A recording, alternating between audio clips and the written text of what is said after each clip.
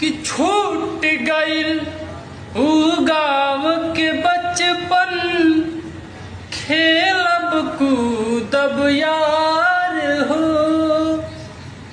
बांस के बैट से मैच खेलब जा, मार पीट के बाद हो। शहर न कबहू ऐसन देखनी, जैसन लागे गाँव हो। याद बड़ी आवे तो हर सारी सारी रतिया, याद बड़ी आवे तो हर सारी सारी रतिया।